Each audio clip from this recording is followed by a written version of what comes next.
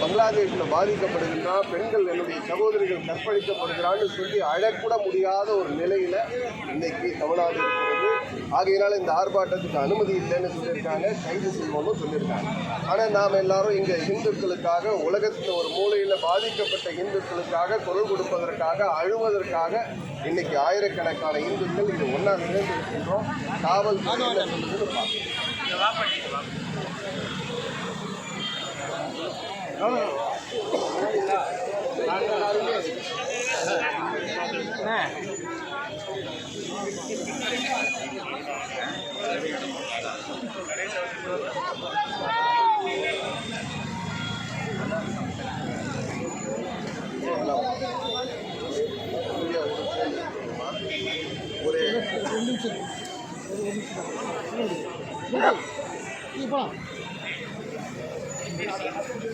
தமிழ்நாடு முழுக்க வங்கதேச இந்து உரிமை பாதுகாப்பு குழு சார்பாக ஆர்ப்பாட்டத்தில் இந்த வங்கதேச பாதுகாப்பு இந்து பாதுகாப்பு குழுவானது நடத்தி கொண்டிருக்கிறது. இந்த ஆர்ப்பாட்டத்திற்காக நாம் ஒரு வாரத்துக்கு முன்னாடியே நம்முடைய அரசாங்கத்திட்ட காவல்துறையிட்ட அனுமதி கேட்டிருந்தோம். ஆக எப்படி பங்களாதேஷில் இந்துக்களுக்கு மீதான ஒரு இனப்படுகொலை அங்கே நடந்துகிட்ருக்கோம். 100க்கும் அதிகமான இந்து கோவில்கள் இடிக்கப்பட்டு தரைமட்டமாக்கப்பட்டிருக்கு. அங்கே இந்துவாக இருக்கக்கூடியவர்கள் அவங்களுடைய பண்டிகைகளை கொண்டாட முடியாத ஒரு நிலை இருக்கிறது. அங்கே இருக்கக்கூடிய இந்து சன்னியாசிகள் இஸ்லான், ஹரே ராமா ஹரே கிருஷ்ணா போன்ற இஸ்லான் சன்னியாசிகளை கைது பண்ணியிருக்காங்க. அவங்க தேச துரோக வழக்கில் கைது செய்திருக்கிறார்கள். இதையெல்லாம் கண்டித்து சென்னையில் தமிழ்நாடு முழுக்க ஒரு இந்த வங்கதேச இந்து உரிமை பாதுகாப்பு குழு சார்பாக இன்னைக்கு ஆர்ப்பாட்டம் நடக்க இருக்கிறது. ஆனால் இதுக்கு காவல்துறை அனுமதி இல்லைன்னு சொல்கிறாங்க. என்ன அனுமதி இல்லைன்னு சொன்னால், நாம் ஏதோ ஒரு மூலையிட்ட இந்துக்கள் சொந்தங்கள் நாமெல்லாம் குரல் கொடுத்து அழுவோம். ஐயா, என்னுடைய சகோதரி கற்பழிக்கப்பட்டிருக்கிறாள், என்னுடைய சகோதரர்கள் அங்கே கொலை செய்யப்படுகிறார்கள், வாழ முடியாத ஒரு நிலைக்கு தள்ளப்பட்டிருக்கிறார்கள், வழிபாட்டு தலங்கள் இடிக்கப்படுகிறது. ஆகையினால நாங்கள்லாம் சேர்ந்து குரல் கொடுக்கணும்னு முயற்சி பண்ணால் அதுக்கு தடை விதித்திருக்கிறது இந்த பாசிச அரசாங்கம், இந்த பாசிச திராவிட முன்னேற்ற கழக அரசாங்கம். நம்முடைய 1வது அமைச்சர் திரு மூடாகான ஸ்டாலின் அவர்கள் இதுக்கு பதில் சொல்ல வேண்டும்.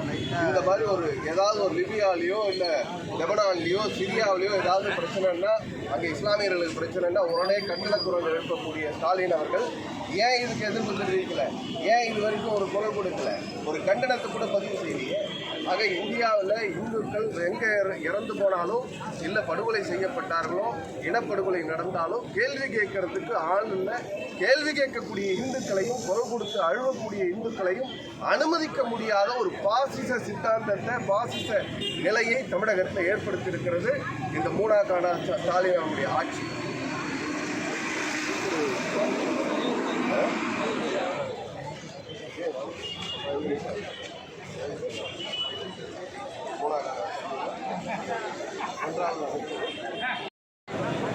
So Hindus means you're supposed to take things lying down? Are we supposed to take things lying down? They will trample on us. They will murder us. They will kill us. They will kill on innocent victims, children, no age bar. All this is happening across the nation. It is happening there, and we want us to keep quiet. And they not have brothers and sisters. And why Bangladesh has been part of India? It is not a foreign nation. I am not speaking when they can talk for Sinhalese. What stops them for for talking about their own blood? Bangladesh has been in the integral part of India in those days. Thanks to the party, are they going to deny that it was never a part, or are we going to say that it's also a Roman and title class?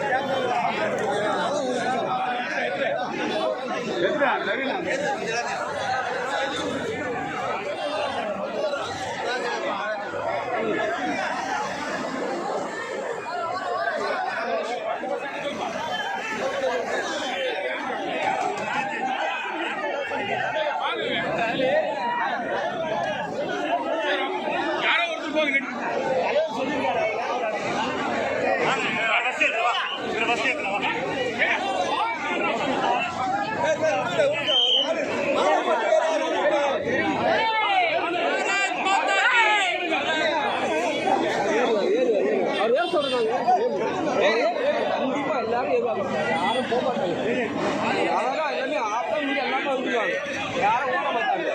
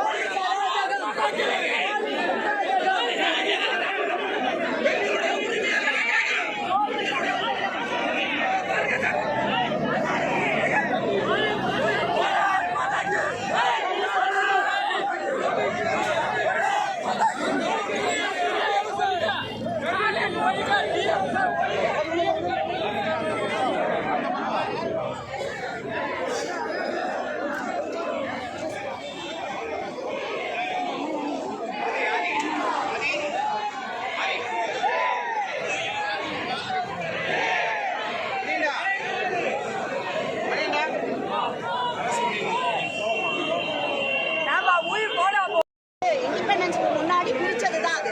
So எங்களுடைய சகோதரர்களுக்கு எந்தவித நியாயமும் கிடைக்கக்கூடாது, அவர்கள் எக்கெடுக்கட்டு போகட்டும். இந்துக்கள் என்றால் இதுதான் உங்கள் நிலை என்று சொல்லுகிறதா இந்த அரசு? புள்ளி வைத்த இந்திய கூட்டணியே இந்துக்களை மூன்றாம் தர மக்களாக நடத்துகிறது என்பதற்கு இது ஒரு உதாரணம்.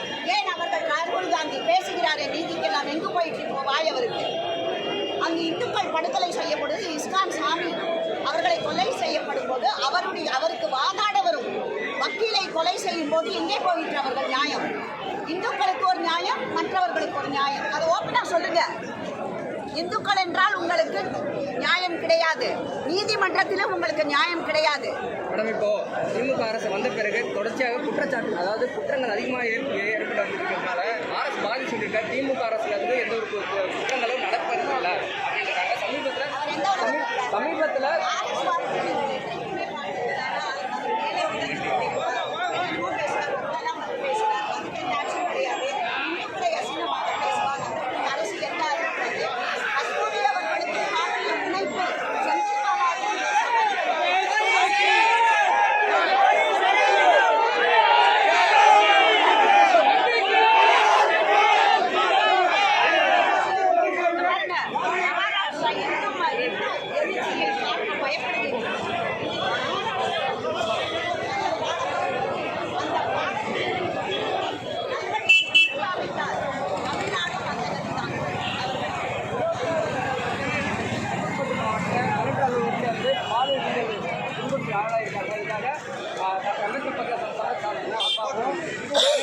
போராட்டத்தில் ஈடுபட்டிருக்காங்க. காவல்துறை சம்பந்தப்பட்ட நபரை கைது செய்யாமல் வேடிக்கை பார்த்துட்டு காவல்துறை என்ன வேலை செய்யுது? காவல்துறை என்ன வேலை? அவங்க முதல்ல அதை கிளியராக இருக்கட்டும். சீஃப் மினிஸ்டர் இவர் மேலே சேரடிச்சது பொன்முடி மேலே, அதெல்லாம் என்ன? பொன்முடி மேலே சேரடிச்சு வர பிடிப்பாங்க, அது அதை பாஜக ஆடுறாங்க. இவர்கள் சொல்லும் கட்டுக்கதையை நம்ப தயாராக இல்லை. அவர்களுடைய இறங்கு முகம் ஆரம்பித்து விட்டது. அந்த பயம்தான் இன்றைக்கு அநியாயத்தை தவறு மேல் தவறு செய்ய தூண்டியிருக்கிறது இந்த அரசை. பெண் பத்திரிகையாளருக்கே வந்து பாதுகாப்பு இல்லை என்று செயல்பட்டு இருக்குது. எப்படி பாக்குறீங்க? பத்திரிகையாளருடைய சின்ன குழந்தைங்களுக்கே பாதுகாப்பு இல்ல. பெண் பத்திரிகையாளர் யாருக்குமே பாதுகாப்பு இல்லைங்க இந்த அரசாங்கத்தை. வயசெல்லாம் வித்தியாசம் இல்ல, ஆண் பெண் ஜெண்டர் வித்தியாசம் கிடையாது, வயசு வித்தியாசம் கிடையாது. எல்லாருக்குமே யாருக்குமே இங்க பாதுகாப்பற்ற சூழ்நிலை தான் இருக்கு. நீங்க பேப்பரை பாருங்க, எவ்வளோ கிரைம் ஸ்டோரிஸ் வருது தினம். அதை பத்தி பேச மாட்டேங்கிறாங்க. ஒரு பாலம் 1 வருஷத்துல இடிஞ்சு போச்சு, அதை யார் கட்டினாங்க? அதை கேட்டா உடனே ஜெயிலுக்கு தூக்கி போட்டுருவாங்க. போலீஸை ஏவல்துறையாக பயன்படுத்தும் இந்த அரசு அவர்களுக்கு சகிப்புத்தன்மை இல்லை. அவர்கள் தவறை சுற்றி காட்டினால் அதை சரி செய்து கொள்ள வேண்டும். அந்த தவற்றை சரி செய்து கொள்ள தவறுகிறது. ஆனால் தவறை சுற்றி காட்டுகிற மீது போலீஸ் ஏவல்துறையை விடுகிறது இந்த அரசாங்கம். பாரத் மாதா கி பாரத் மாதா கி பாரத் மாதா கி பாரத் மாதா கி பாரத் மாதா கி. இந்த போராட்டம் தொடர்ச்சியாக இந்தியா முழுவதும் ரொம்ப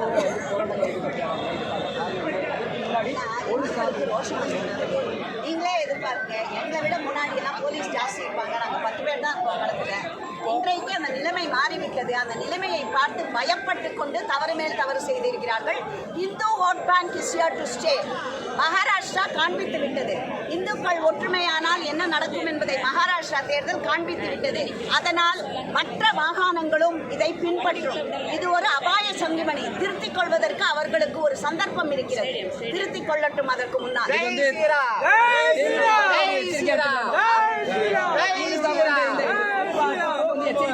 கண்டிப்பா திமுகக்கு தான் நான் இங்க பேசுறேன். எச்சரிக்கை மணி. திமுக தானே இங்க இந்துக்களை பாரபட்சமாக நடத்துகிறது.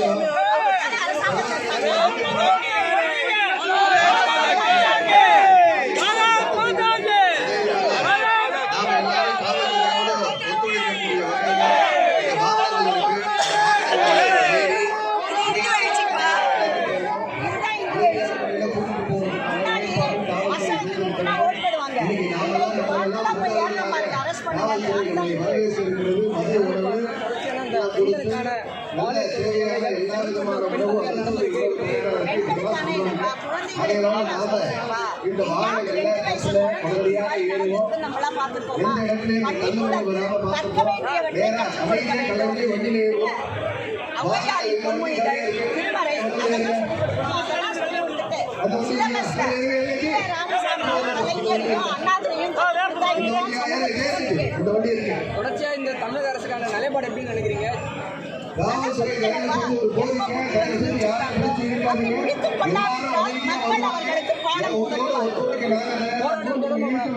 கண்டிப்பா